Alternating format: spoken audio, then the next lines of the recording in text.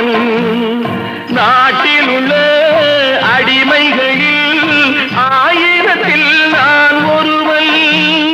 மாளிகையே அவள் வீடு மரக்கிளையில் என் கூடு பாடுவதே என் பாடு